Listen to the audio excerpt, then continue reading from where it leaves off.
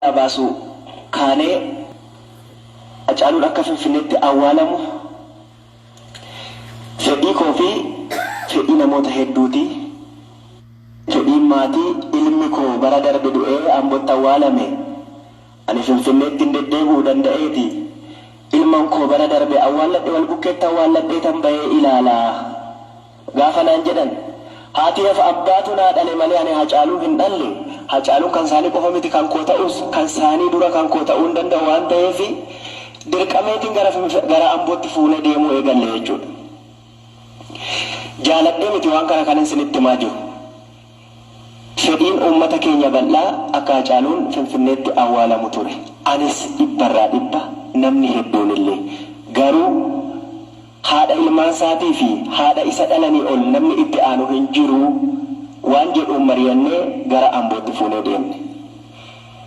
Waan hedduunis ta'ee Ambootti xumurameera. Haa ta'u sana kanuma nan bira darba. Garuu ammas yaa ijoollee lamaan duunu. Hacaaluun Ambootti dhalatee Ambootti qabsoo eegale. Finfinneetti qabsoo finiinsa Finfinneetti hamma milkeessus milkeesse. Siidaa Hacaaluu Finfinnee irratti haa dhaabnu. Hacaaluun otoo itti dhukaasanis seenaan isaa hin du'u seenaan isaa jiraataadha. Galatas hin dhabnu. Waan dhugaaf waan jabaa waan madaa Oromoo waan madaa saba kanaa qoorsu waan madaa uummata biyya kanaa qoorsu hojjennee dabarraa waadaa walii haa gallu.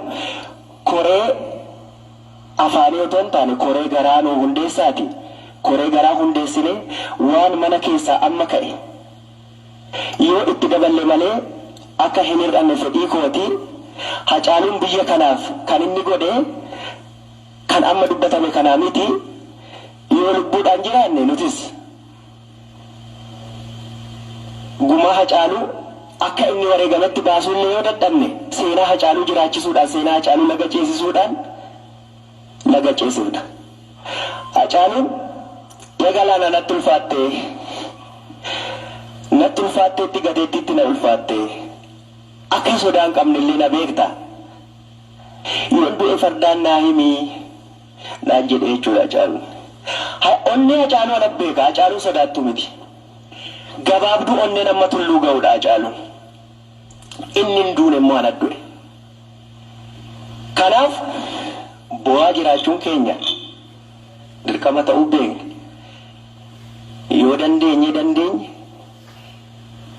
seenaan ni hata malee ni daba hin du'u garuu biyyeen ta'u biyyaan ba'u seenaan Hacaaluu akka lalisee jiraatu.